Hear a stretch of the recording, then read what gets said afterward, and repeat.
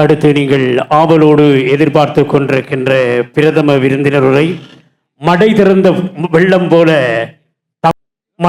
வெள்ளம் போல வார்த்தைகள் அள்ளி கொட்டி கவிதை மலையாக நீங்கள் இங்கே நனைய போகின்றீர்கள்.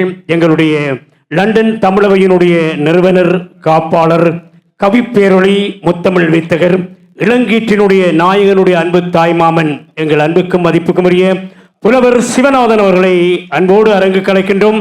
புலவர் நல்லதம்பி சிவநாதன் அவர்கள்.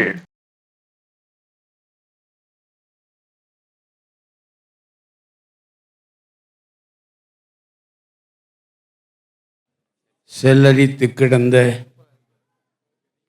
செந்தமிழின் நேடுகளை கல்லரித்து கழுவி காலத்தால் அழியாது சொல்லொலித்துச் சிரிக்கும் சுரங்கமென நூலாக்கி புல்லரிக்கச் செய்யும் புகழ் படைத்த பெருமக்கள் எள்ளெரித்து வணங்கி எமக்காக தவம் கிடந்து உள்ளெரித்து சென்ற அன்புத்தி அறிவுத்தி உள்ளிருந்து எங்கள் உயிருக்கு ஒளியூட்ட உலகமெல்லாம் பறந்தும் உள்ளுணர்வால் ஒன்றானோம். அன்னை தமிழின் பொன்னடி வணங்கி அன்பு பொருளாம் இறைமையை வழுத்தி முன்னை குடியாய் முகிழ்த்து உலகு உய்யம் வண்ணம் வாழ்ந்து வனப்புறு காவிய பண்ணும் இசையும் பாட்டும் கூத்தும் எண்ணத்துயர்வும் எண்ணும் எழுத்தும் மண்ணில் விதைத்து மாண்புகள் செய்த என்னவர் எந்தன் முன்னவர் தம்மை என் கண்ணில் இருத்தி கருத்தினை நல்குவேன். அன்பே தமிழென உணர்ந்தவர்க்கெல்லாம் அன்பே தமிழென உணர்ந்தவர்க்கெல்லாம் அகிலப் படுக்கை அனைவர்க்கும் சொந்தம். எங்கு வாழினும் எம்மொழி பேசினும் அன்பு வாழ்வினால் அனைத்திடும் பண்புலோர்க்கு இங்கு யாவரும் இறைவனின் குழந்தைகள். இதய தூய்மையே இதயனின் இறைவனின் திருத்தலம். இதய தூய்மையே இறைவனின் திருத்தலம். பங்குதாரர்கள் யாமெல்லாம் பாரதன் பண்பு பகிர்ந்துண்டு வாழ்தலே யாமென கொண்டு வாழ்கின்ற உறவுகள் உமக்கெல்லாம் நெஞ்சினால் நெடுவாழ்த்தினை நல்குவேன். அருமையான உறவுகளே, தம்பி சதீஷ், நீ நேரம் கட்டுப்படுத்தி விட்டாய். நான் கொஞ்சம் உணர்ச்சி வசப்படுகிற ஒரு நிகழ்விலே நிற்கிறேன். அதனாலே தான் வழமையாக உணர்ச்சி வசமாகவே பேசுவேன். இருந்தாலும் இன்றைக்கு வருகிற பொழுது கவிதையாக தாளுக்குள் அடக்கி கொண்டேன். இல்லாவிட்டால் நேரம் தெரியாமல் ஓடிவிடும். அதனால் தாளுக்குள் வைத்திருப்பதால் நிச்சயமாக கொஞ்சம் அடக்கித்தான் வாசிப்பேன். நீங்கள் இருக்கிற இதையை பார்த்தால் கொஞ்ச நேரம் இருப்பீர்கள் போல இருக்கிறது. ஒரு சின்ன ஒரு அடையாளம் தாருங்கள், எழும்ப போகிறோம் என்று. என்னுடைய மனைவி கன நேரமாக என்னை கேட்டுக்கொண்டே இருந்தா, களைச்சு போனீங்களோ. ஒரு காலத்தில் நான் என்னடா தம்பி, ஒரு காலத்தில் நான் கட்டண்டு அடிச்சு கொட்டி பேசுவேன். இப்ப என்ன செய்யறது, முதுமை விடுது இல்லை. ஆனால் உணர்ச்சி என்னை வைத்து கொண்டே இருக்கிறது. தமிழ் என்கிற அந்த பெரும் சக்தி எங்களோடு இருக்கும் வரை நாம் தளர மாட்டோம். அந்த இளமை கொப்பளித்து கொண்டிருக்கிறது. அந்த இளமையோடு தான் உங்கள் முன் நிற்கிறேன். எனவே உங்களோடு கொஞ்ச நேரம் பேசப் போகிறேன். சதீஷ், கொஞ்ச நேரம் பேசப் போகிறேன். அது கவிதையிலே தான் போட்டிருக்கிறேன். இடைக்கிடை பருப்பு மாதிரி கொஞ்சம் பேசுவேன். அதிலேயும் எனக்கு இன்றைக்கு பெரிய சந்தோஷம் என்னவென்றால், இங்கு இருப்பவர்கள் எல்லாம் எழுத்தாளர்கள், கவிஞர்கள், கலைஞர்கள். அட அட அட அட இப்பொழுது வந்து பேசிவிட்டு போனாரே, அவரை பார்த்தவுடன் எனக்கு நடுக்கமாக இருந்தது. அவர் எனக்கு ஒரு சாக்லேட்டை தந்து விட்டு போகிறார். எது எனக்கு கூடாதோ அதை கொண்டு வந்து தந்து விட்டு போகிறார். என்னையா, நான் கொஞ்சம் காலம் வாழ்வது பிடிக்கவில்லையா? என்றாலும் அந்த ஜெயாவுக்கு என்னுடைய அன்பான நன்றிகள். இன்று இந்த நிகழ்வு எனக்கு மிகவும் உணர்ச்சிகரமான ஒரு நிகழ்வு. என்னுடைய அப்பாவினுடைய நினைவு, அவரை தெரியாது எனக்கு, அதை பற்றி இதிலே சாடையாக எழுதியிருக்கிறேன். இருந்தாலும் இறைவன் சில திருவிளையாடல்களை செய்கிறார். நாம் ஒன்றும் நினைச்சு கொண்டு வர்றதில்லை. இங்கே எழுதப்பட்டிருக்கிறது, வருகுது, நடக்குது, அவ்வளவுதான், வேறொன்றும் கிடையாது. யோசிச்சு பாருங்க, எனக்கு அப்பவே தெரியாது. அந்த மனுஷன் போக 12வது குழந்தையா நம்ம விட்டுட்டு போயிருக்காரு. 12 அம்மா சிரிக்கிறீங்க, உங்களுக்கு நீங்க 2 குழந்தை பெற்றோன்னே ஐயோ ஐயோ ஐயோ. நம்ம பிள்ளைகள் பாருங்க, ஒரு பிள்ளைகளுக்கு மேலேயே பெறமாட்டோம்னு சொல்லுது. 12 குழந்தைகளை பெற்ற என்னுடைய அம்மா 8 குழந்தைகளோடு கணவனை இழந்தாள். அந்த 8 குழந்தையிலே நான் 8ஆவதாக வாழ்ந்தவன். எனவே நான் நேரம் கருதி கவிதைக்குள்ளே செல்ல போகிறேன். கவிதையை சொல்லுகிற பொழுது நான் உங்களோடு பேசுவேன். தயவு செய்து நீங்கள் போக வேண்டும் என்றால் கையை உயர்த்தி விட்டு போங்க. அன்பு உறவுகளே, அறிவார்ந்த பெருமக்கள், எங்கெங்கோவெல்லாம் இருந்திங்கு வந்துள்ள செம்மாப்புடையீரே, மலைகளின் தொடர்ச்சியும் மானுட எழுச்சியும் அலையென தவழும் அழகிய சுவிசின் வளமிகு வாழ்வினில் பழகிடும் உறவுகளே, சட்டமும் நீதியும் சாமரம் வீசிடும் அற்புத தேசம் சுவிட்சர்லாந்து என்பர். அத்தகை நாட்டின் அழகிய சூழலில் முத்தமிழ் சங்கம் நிறுவியுள்ளீர்கள். நற்றமிழ் கவிதை நூல் நயந்து அதை அரங்கேற்றும் முத்தமிழ் சங்கத்தின் முனைப்பினை வாழ்த்துவேன். கற்றவர் பண்பினை காட்டும் செயல் என்பேன். காலத்தின் தேவையை நாட்டும் அறம் இது. முத்தமிழ் சங்கமே, உன் நற்பணி தொடர்ந்திட நாவார வாழ்த்துகிறேன். புலம்பெயர்ந்தாலும் உளம்பெயராது உயிரினில் தமிழையும் உள்ளத்தில் நிலத்தையும் கலங்கரை விளக்கென காத்தும் பேணியும் உலவிடும் உங்களை உள்ளத்தால் அணைக்கிறேன். கொட்டும் பனியிலும் கொள்கை நெருப்போடு கட்டி களைத்த கடுங்குளிர் உடுப்போடு சுற்றி அமர்ந்துள்ள சுந்தர முகங்களே, அழகான முகங்களே, உங்களையெல்லாம் பார்க்கிற போது எனக்கு சக்தி பிறக்குது மூச்சினிலே. முகநூல் தோழர்கள், அகநூலின் அன்பர்கள், செகமலாம் வாழும் செந்தமிழ் செம்மல்கள், தலைமையுரையாற்றிய தம்பி சதீஷ், கல்லாற்றின் நம்பியே, சொல்லாறு நீ என்று சொல்ல கேட்டுள்ளேன். இன்று எமை வரலாறு இணைத்துள்ளது நீ வாழி. தம்பி சொன்னது போல பாருங்க, விதி பண்ற கூத்த. என்னுடைய அப்பருக்கு மட்டக்களப்பு காரதீவு பெருமகனார் விபுலானந்தர் அவர்களுடைய நட்பு. அருங்குணத்து நல்ல நம்பி பெரியவன் என்று எழுதியிருக்கிறார் விபுலானந்தர். எனக்கு காசி ஆனந்தன் என்கிற ஒரு பெருங்கவிஞனுடைய நட்பு, அன்பு, பாசம். அடுத்தது கோவிலூர் செல்வராஜன் என்கின்ற ஒரு தம்பி, அவனோடு நான்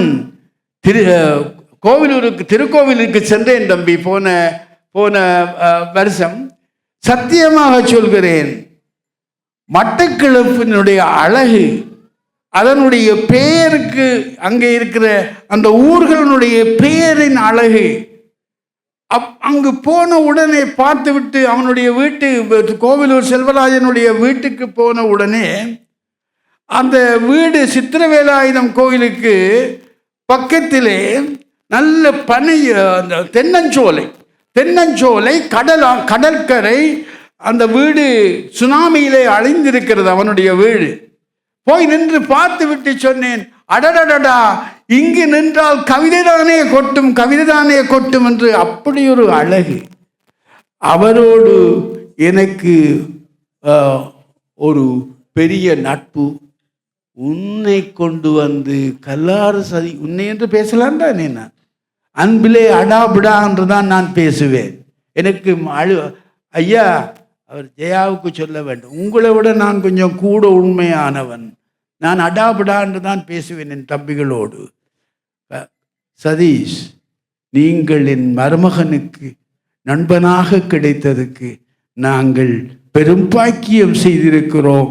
அதனூடாக கூட ஆண்டவன் ஒரு பெரிய ஒரு தொடர்ச்சங்கிலியை ஏற்படுத்தி கொண்டிருக்கிறான். ஆனந்தபாலா யோசிக்கிறது, என்னை பற்றி இவர் சொல்லுவாரோ? அடுத்தது நீர்தான். ஆனந்தபாலா, உன் பேரிலும் ஆனந்தம், உன் பேச்சிலும் உன்னை பார்க்காமலே எழுதியிருக்கிறேன். காரணம், உன்னை பற்றி என்னுடைய மருமகன் சொன்னது. அதை விட நீ இன்னொரு மருமகனோடு நீ நல்ல தொடுப்பு என்றும் கேள்விப்பட்டேன். எங்கள் ஊரில் சொல்லி நம்ம வேறு நல்ல தொடுப்பாமண்டு. அப்படி ஒரு நல்ல தொடுப்பு என்னுடைய அடுத்த மருமகன் சவுந்துவோட.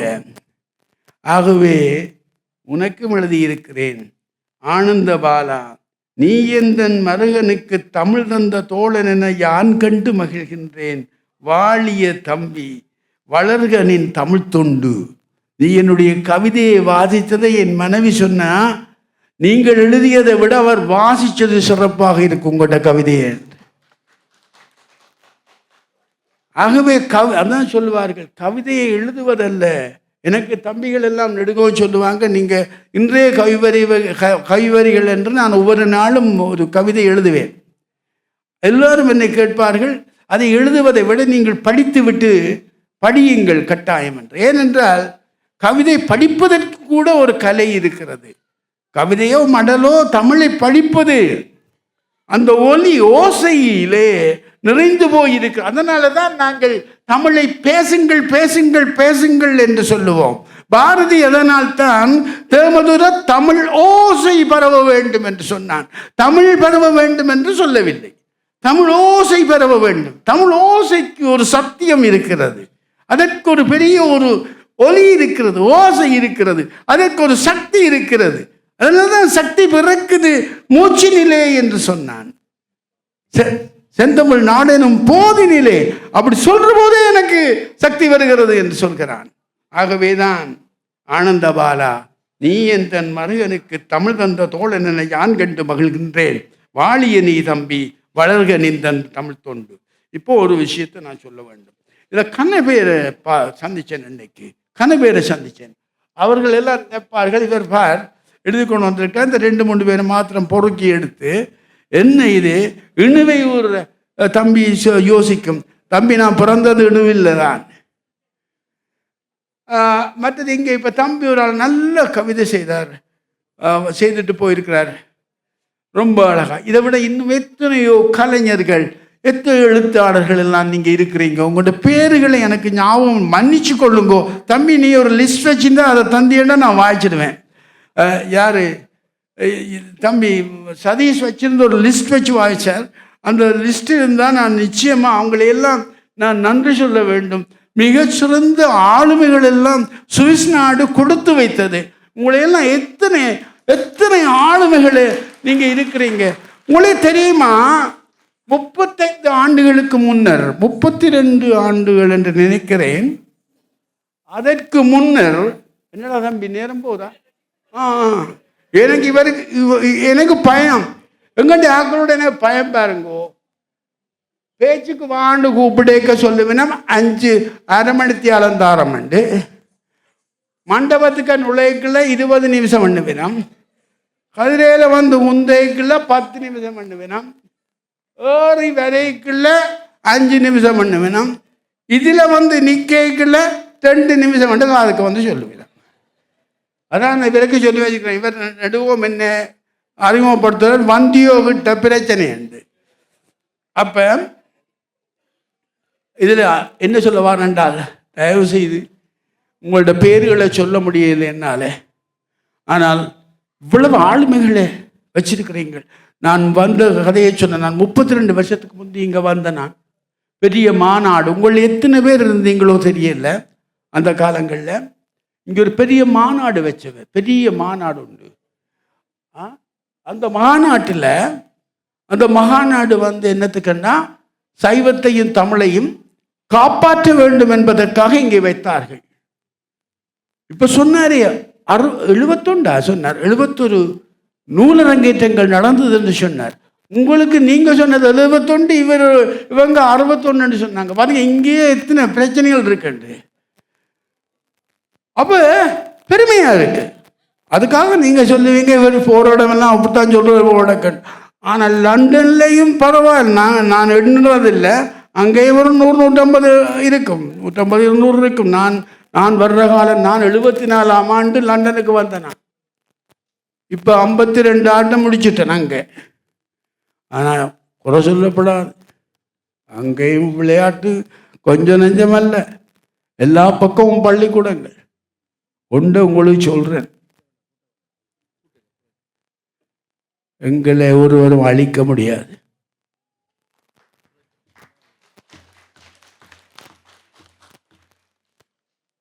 நாங்கள் மிதிக்க எழும்புவோம்,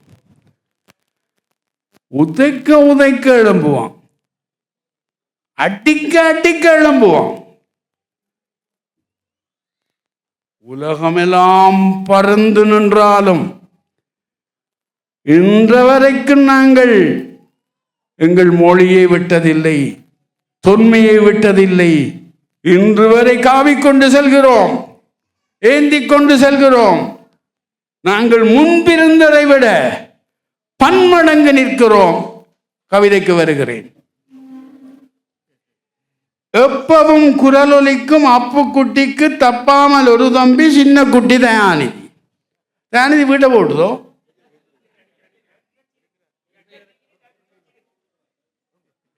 சின்ன குட்டி அங்க இருக்குது. எப்பவும் குரலொலிக்கும் அப்புக்குட்டிக்கு தப்பாமல் ஒரு தம்பி சின்ன குட்டி தயாநிதி எப்பொழுதும் ஒலிப்பதிவில் இவர் நடிப்பை நான் கேட்பேன். அப்படியோர் நடிப்பு குரல், அவரையும் வாழ்த்திடுவேன். மக்கள் குரலோன் சிவாசிவ பிள்ளைக்கும் பக்கபலமாய் அரங்க பணியாற்றும் அனைவருக்கும், உங்கள் எல்லாருக்கும், முக்கியமாய் ஒளியை முனைப்புடனே அளிப்பவர்க்கும், செவிக்குணவு தரவுள்ள சென்னாவுக்குரியோர்க்கும், கிராமிய கலையரசு வைத்திய கலாநிதி திரவியத்திற்கும், அவரோடு துணை நின்று கலையாற்றும் விஜயலட்சுமிக்கும். இங்க பாடி போட்டு போனாவே. நான் கேட்கிறத வைட்டு, எங்களுக்கு பஞ்சாயமாரோட சும்மா கதைக்கிறதே பிரச்சனை. என்னட்டப்பா நீங்க 2 பேரும் ஒத்திய பார்க்குறீங்க. இந்தாக்கள் ஒத்திய பார்க்கறதுகள் உண்டா கூத்தாடுதுகள். அவர்கள் வாழ்க என்றவர்களை வாழ்த்துகிறேன்.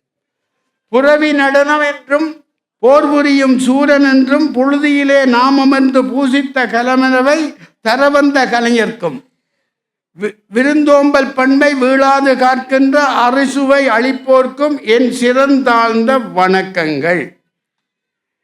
இவ்விடத்தில் எமையெல்லாம் ஏற்று எம்மிறமை போற்றுகின்ற மேநாட்டு மக்களுக்கும் நாம் நன்றி கூடு. இன்றைக்கு ஒன்றை மறந்துடாதீங்க, நாங்கள் இந்த உலகத்தில் இருக்கிற தமிழ் மக்கள் ஒன்றை ஞாபகத்தில் வச்சிருக்க வேண்டும். சதீஷ் யோசிக்குது, நான் கொஞ்சம் தமிழ்நாட்டோட கூட பழகிற நான் போட இருக்கணும், போகணும், வரணும், அதெல்லாம் வந்துட்டுது சில சமயம். ஒன்று சொல்கிறேன், இந்த உலக நாடுகளே எங்களை எல்லாம் மதித்து இந்த 52 ஆண்டு நான் தமிழை காத்து வைத்து கொண்டிருக்கிறேன் என்றால் அந்த நாட்டுக்கு நான் எவ்வளவு நன்றியுடையவனாக இருக்க வேண்டும். இப்பெல்லாம் எங்களுடைய இந்த தம்பி இங்கே அவர் ஒருவர் இருந்தார், அவருடைய பேரை மறந்து போனேன். அவர் இப்போ பேர்ன் இதுக்கு பாராளுமன்றத்துக்கு கந்தசாமி குமார் என்பவர். இதுபோல இன்றைக்கு உலக பரப்பிலெல்லாம் தமிழ் மக்கள் இன்றைக்கு பெரிய அளவில் போகிறார்கள். வருத்தம் என்னவென்றால், நாங்கள் தனிமரங்களாக உயர்ந்தவர்கள், தோப்பு மரங்களாக நாங்கள் உயர்ந்தவர்களோ என்றால் தான் சிக்கல்.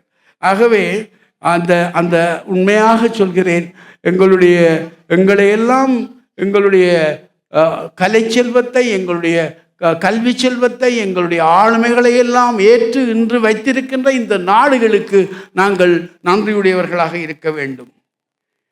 எந்தன் மருகன் இளங்கீற்றாம் கதிர்லோகன் ஈன்ற கவிச்சேயை உவந்தேற்க வந்துள்ள கூர்ந்த தமிழ்ஞான தேடலுள்ள உமையெல்லாம் ஆழ்ந்த பற்றோடு அகம்பொங்க வணங்குகிறேன்.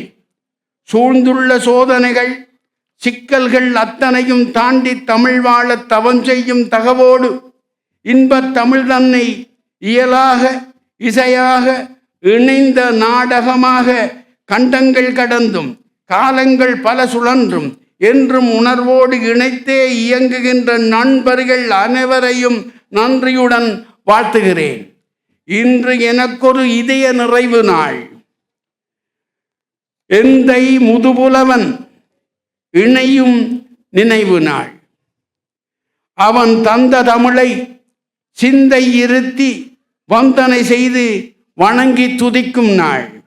சொந்த மருகனது சொற்சிலம்பம்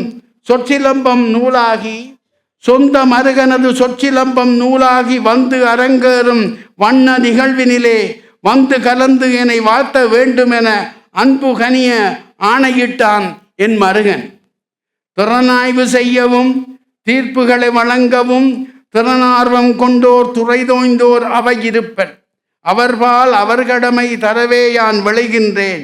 என் மருகன் கதிர்லோகன் இவனது அறவாழ்வு தன்னை அகமாற வாழ்த்த உள்ளேன்.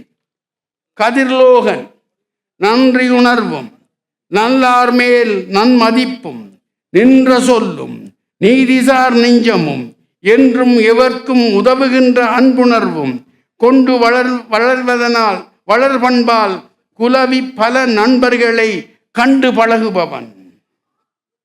எண்ணத்தில் ஓர் எழுச்சி, எழுத்திலே ஒரு கவர்ச்சி, கண்ணிலே காந்த ஒளி, கருத்தினிலே ஒரு தெளிவு, வண்ண கவிதைகளை வடிப்பதிலே ஓர் அழகு, உள்ள உணர்ச்சிகளை ஒலிப்பதிலே ஓர் உண்மை, அண்ணன்மார் தங்கையரை அரவணைக்கும் அன்புறவு, துணையாளை இழந்துவிட்ட துன்பத்தின் சாயலிலும் அணையாத அன்பொழியை அகத்தேந்தும் அறவாழ், இணையேறும் இங்கில்லை என் பிள்ளை செல்வங்கள் உயர்வே என் வாழ்வு எனும் உறங்காத உள்ளுணர்வு, துணிவோடும் பணிவோடும் அணி சேர்ந்து பணியாற்றும் இனிய தோழன் இவன், எனக்கும் இவன் ஒரு நண்பன்.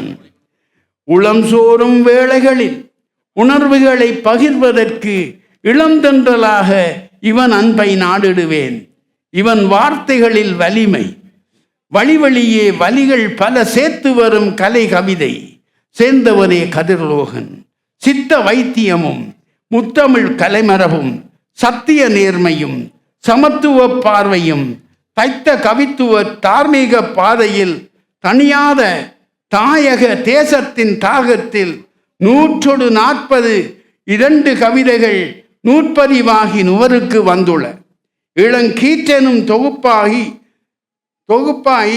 காற்றினில் கலந்தன. அறச்சீற்றமும் அன்பின் ஆற்றலும் கொண்டு தோற்றின கவிதைகள் தொடர்ந்திடும் பயணமே. முகலூரின் வழியே பல நூறு படைப்பாளர் செகமெங்கும் இருந்து இவன் எழுத்தை பகிர்கின்றார். இளையோரும் இவனை இனிதே சுவைக்கின்றார். கதிர்லோகன் கவிவரிகள் அலைதோறும் ஒலிக்கிறது, பதிவுகளின் வழியே பரவி கிடக்கிறது. ஊர் பழையில் இவர்களுடன் ஒன்றாக சில காலம் உறவாக உண்டுறங்கி உலவிய தாய் மாமன் நான். அதனாலே இவரோடு பலகால பழக்கம் உண்டு. விளையாடும் பருவத்தில் இவனுள்ளே ஒளிந்திருந்த கலைஞானம் கண்டுணர்ந்த சிவநாதன் மாமா நான். புலவோன் ஒரு தமையன்.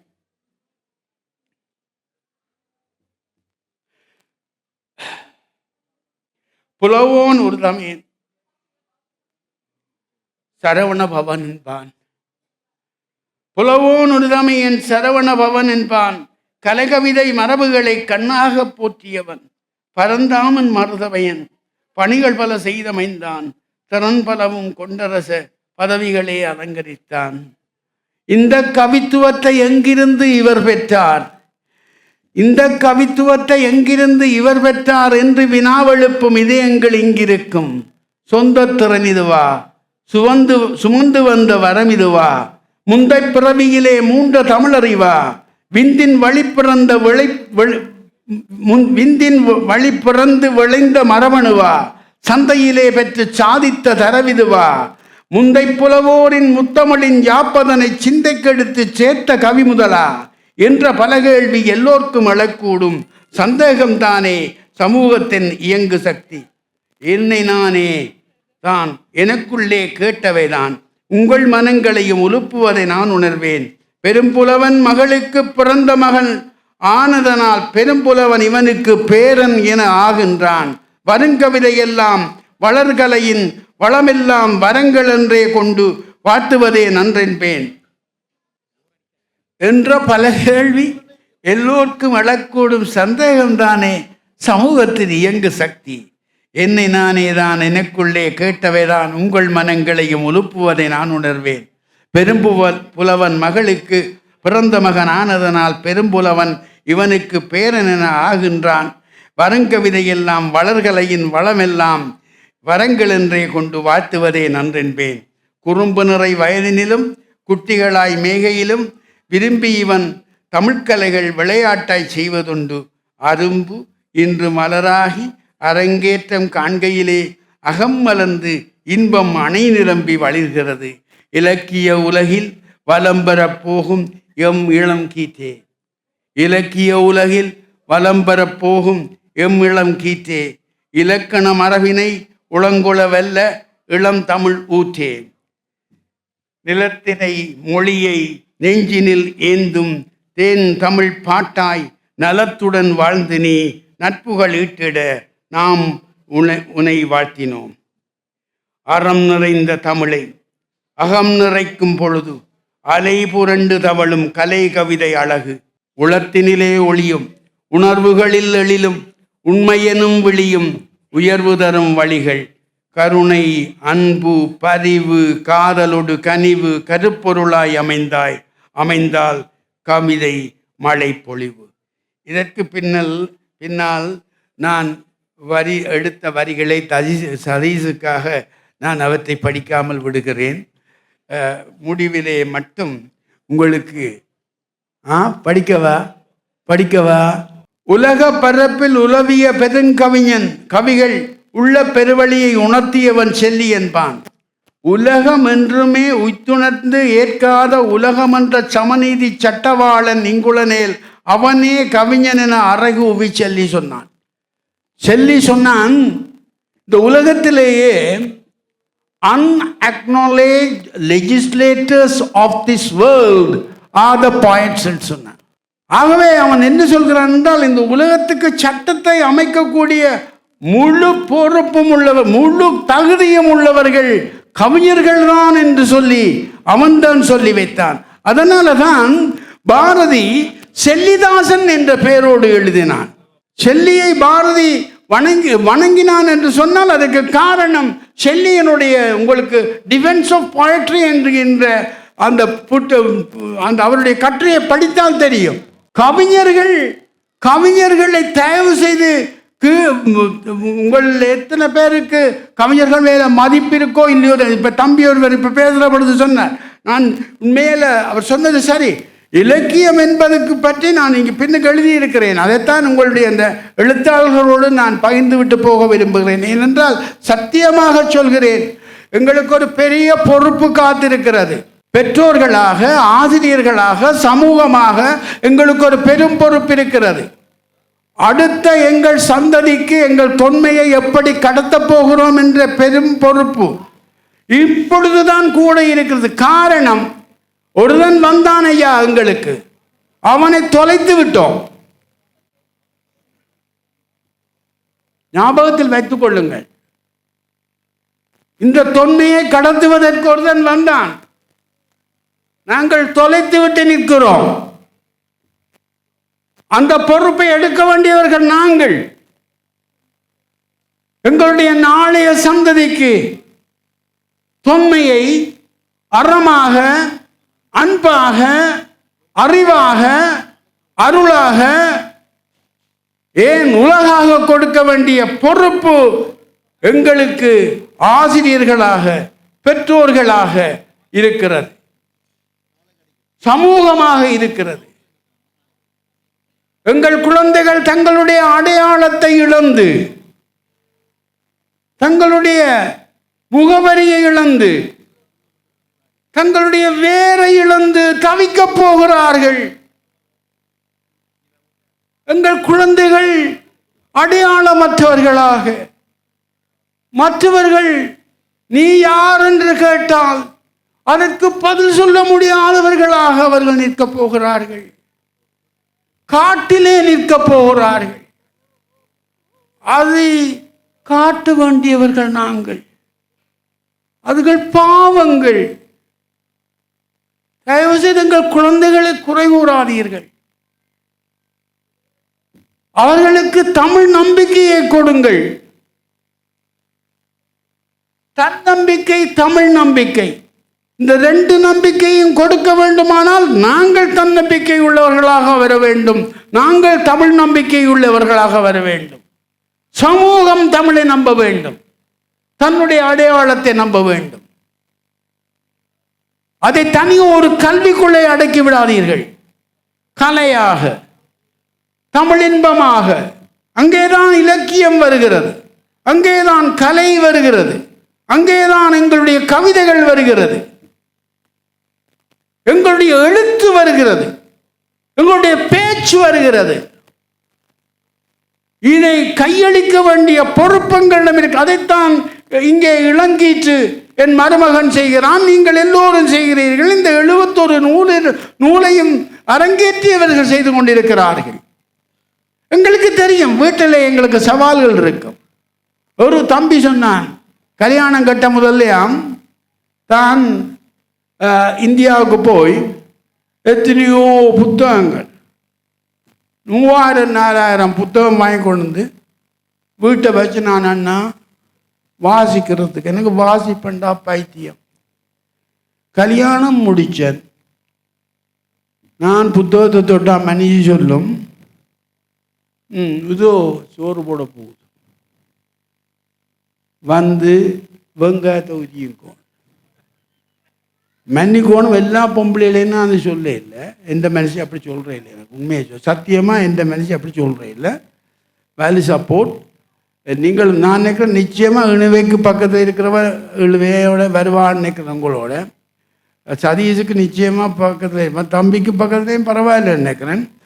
ஆகவே என்னென்னா பக்கத்தில் வாரவே, அது ஆணாக இருந்தானே பெண்ணாக இருந்தானே, அது நாங்கள் செய்கிறது வேறு, பக்கத்தில் வாராக்கள் இருக்கணும் சரியா. ஆகவே தான் ஒன்று சொல்கிறேன். இன்னொரு விஷயத்தையும் ஒன்று சொல்லி போட்டு போகிறேன். இந்த அநேகமாக தமிழுக்கு சேவை செய்த ஆட்கள் எல்லாரையும் பார்த்தீங்கன்னா துறவியலாக தான் இருப்பேன். என்ன நான் சொல்ல சரியில்லை, ஆர்வம் நாவலர் பாத்திய தம்பி, இந்த வழி தெரியுது எனக்கு நல்லா. என்னென்றால் துறவியாக தான் இருப்பேன் தம்பி. ஆர்வம் நாவலர், விவேகானந்த அடிகள், இப்படியே அடிச்சோண்டு போங்க. அங்கே சாமிமார் எல்லாரும் தமிழ், ஜீவ தொடக்கம் எல்லாருமே தமிழ் சம்மந்தப்பட்டார்கள், எல்லாம் துறவிமார். நான் சொல்கிறேன் நெடுவோம், இல்லறத்தில் இருந்து தமிழறம் செய்கிறது போலேயான ஒரு இது கம்பெனி சொல்லில சொன்னால், வாளின் மேல்வரு மாதவம் மைந்தனே. ராமனுக்கு சொல்கிற போது வசிஷ்டர் சொல்லுவார், இடையப்பா நீ மன்னனாக இருந்து கொண்டு ஒழுக்கமாக வாழ்றது இருக்கல்லோ, அது வாளின் மேல் வரு மாதவம் என்று சொல்லுவோம். அது மாதிரி தான் நாங்கள் பஞ்சாதி மேரோடு இருந்து கொண்டு அல்லது புருஷன் மேரோடு இருந்து கொண்டு தமிழ் செய்வது என்பது சேட்டையான காரியம் கிடையாது. நாங்கள் உண்மையை சொல்கிறேன், எங்களுக்கு அடுத்த பிறவியில் நேர டிக்கெட்டு சொர்க்கம் இல்லையே தம்பி நான் சொல்கிறது நேர. ஏனென்றால் எங்களோட நேரத்தை 90% நேரத்தை இது சுழட்டி கொண்டு திரிகிறோம் என்ன. ஆகவே தான் சொல்கிறேன் உங்களுக்கு, எங்களை பொறுத்தளவில் புலம்பெயர் நிலங்களில் எத்தனையோ சவால்களுக்கு மத்தியில் இருக்கிறோம். இன்னும் உண்டு, தாய்மொழி என்பது தாயோடு பிள்ளை பேசுகிற மொழிதான் தாய்மொழி. அதை மறக்காதே. நீ கணவர் நினைப்பின நான் ஏதோ பெண்களை அடிமையாக பேசுகிறேன் பெண், அப்படியெல்லாம் கிடையாது. அம்மா பிள்ளையோட தமிழில் பேசினாத்தான் பிள்ளை தமிழ் பேசும். இது நான் கண்ட உண்மை. அதுதான் தாய் அந்த 5 வயதுக்குள்ள அவள் கொடுக்கறது தான் பிள்ளைகள். அந்த 5 வயதுக்குள்ள எப்படி கொடுக்குறோமோ அங்கே அந்த அந்த தாய்மொழியை, அதைத்தான் அந்த குழந்தைகள் கொண்டு போக போகுது. அடுத்தது எல்லா பிள்ளைகளும் என்ன செய்யறா, O லெவலுக்கும் A லெவலுக்கும் அங்கே ஒரு பைத்தியம், மன்னிக்கணும் பைத்தியம்னு சொல்கிறேன், அங்கே ஒரு வியாதி ஒன்று வந்திருக்கு. என்னென்னால் இந்த வெளிக்கிட்டு போயிருக்க அந்த பள்ளிக்கூடங்களில், தமிழ் பள்ளிக்கூடங்கள்லேருந்து வெளிக்கிட்டு போயிருக்க அந்த சர்டிஃபிகேட் எடுத்துக்கொண்டு போகணுமெண்டு. சர்டிஃபிகேட் எடுத்து போட்டு போன பிறகு அந்த பிள்ளைய தமிழோடையே இல்லை. ஏனென்றால் அந்த பிள்ளைகளுக்கு அந்த பள்ளிக்கூடத்தை விட்டு போகிற பொழுது அந்த தன்னம்பிக்கையையும் தமிழ் நம்பிக்கையையும் கொடுக்க மறுக்கிறோம். நாங்கள் தமிழை நம்ப வேணும். அது வருமான மொழி அல்ல, வர்த்தக மொழி அல்ல, அது வாழ்வியல் மொழி. ஆகவே தான் இனி நான் இந்த பேச்சாளர்களுக்கு மட்டும் சில விஷயங்களை சொல்லி போட்டு நிறைவு செய்ய போகிறேன். குறைக்க வேண்டாம், அதோடு நாங்கள் முடிக்க வேண்டும், நிறைவு செய்வேன். மிக கொஞ்சம் ஃபர்ஸ்ட் கியரில் போட்டு ஓடினான், கொஞ்சம் ஃபாஸ்ட்டாக ஓட போகிறேன். சரியா? ஆகவே என்னை பொறுத்தளவில் முடிவுக்கு வாரேன். அன்பு உறவுகளே, அவையுள்ள தமிழுலங்காய், கவியுலகின் கண்மணிகாய், காலத்தின் பொன்மணிகாய், செவிதிறந்து கேளுங்கள், சிந்தனையில் சேருங்கள். சில வரிகள் உங்களுக்கு அச்சப்புவது என் கடமை. இலக்கியம் என்பதோர் இனத்தின் இருப்பிடம், எழுத்தும் பேச்சுமே இனத்தின் உயிர்க்குரல். இலக்கியம் என்பது மானுடத்தின் இதயக்கோள், இவற்றின் உரிமைகள் உலகத்தின் அளவுகோல். இலக்கியம் என்பது வரலாற்றின் ஆவணம், இலக்கியம் என்பது வரலாற்றின் ஆதாரம். பல்லாண்டு கால பயணத்தின் அனுபவமே பழந்தமிழ் இலக்கியங்கள் பறைசாற்றும் உண்மைகள். கல்லிலும் செப்பிலும், கட்டடச் சுவரிலும், களிமண் கலத்திலும், புதகுழி புலத்திலும், சொல்லிலும் எழுதிய வல்லவர் வரலாறே தொல்பொருள் இலக்கியம் துலக்கிடும் உண்மைகள். காற்றும் கனல் அனலும் கடலும் நீர்நிலமும் மாற்றங்கள் கண்டும் மாறாத தொன்மையுடன் வீற்றிருக்கும் எங்கள் விழுமியங்கள் நம்மை காத்து வந்த மரவே கவிமரபு என்பேன்.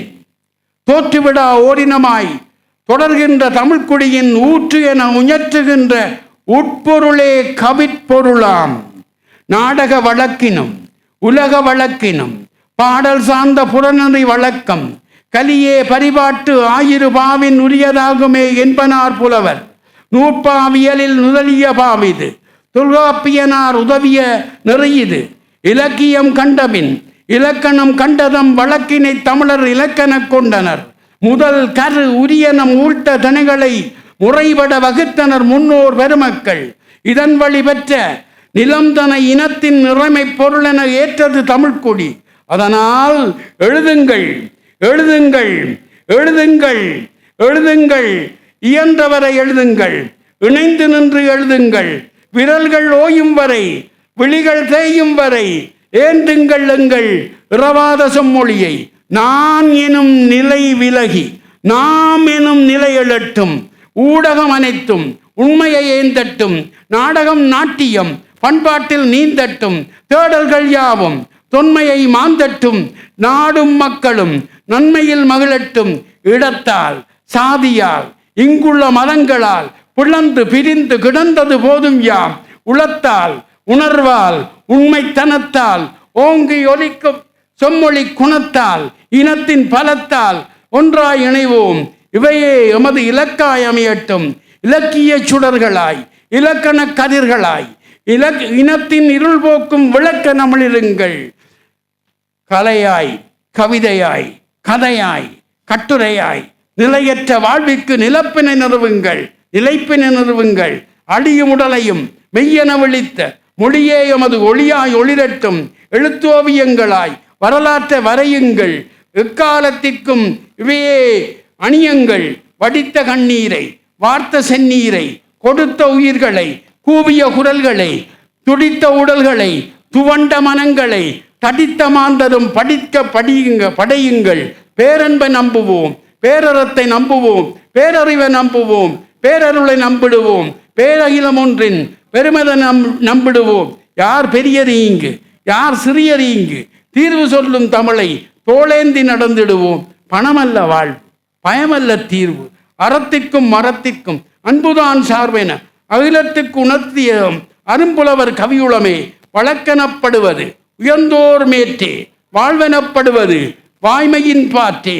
இழக்க ஒண்ணாத இறமை நிலமும் இனத்தின் மொழியும் என்றே கண்டதால் இழக்க மறுத்தது இறமையை எம்மினம். இதனால் அன்றோ தமிழால் இணைகிறோம் நிறைவாக. ஆற்றல்கள், ஆளுமைகள், அனுபவங்கள் அத்தனையும் கூற்றுவனை கலக்காமல் கோலயத்தின் கோபுரத்தில் மரணமிலா வாழ்வோடு மானுடத்தின் மணிகளென மதிசுடராய் வெள்ளிகளாய் ஒளி வீசும் மறவர்களை கரங்கூப்பி வணங்கி கவி வாழ்த்தை நிறைவு செய்வேன். திங்களும் கதிரும் தென்றலும் தீயும் பொங்கு கடலும் பூமியும் உள்ளவரை எங்கள் தமிழும் இனமும் வாழுமே. சத்தியம் சாகாது, அது தீயிலும் வேகாது, நித்தியமாயிருக்கும், அறநீதியின் வழி நடக்கும். அன்பே தமிழ், அதிலே அமிழ். நன்றி, வணக்கம். இப்போது எங்களுடைய தலைவர் அவர்கள் பிரதம விருந்தினர் அவர்களுக்கு பொன்னாடை போர்த்தி கௌரவிக்கப் போகின்றார், மாண்பேற்றப் போகின்றார். அரங்கிலிருந்தும் உங்களை தமிழால் மகிழ்வித்த எங்களுடைய பிரதம விருந்தினருக்கு அரங்கம் நிறைந்த கரவொலிகளை வழங்கி மாண்பேற்றம் செய்யுமாறு மிக பணிவன்போடு கேட்டுக்கொள்கின்றோம்.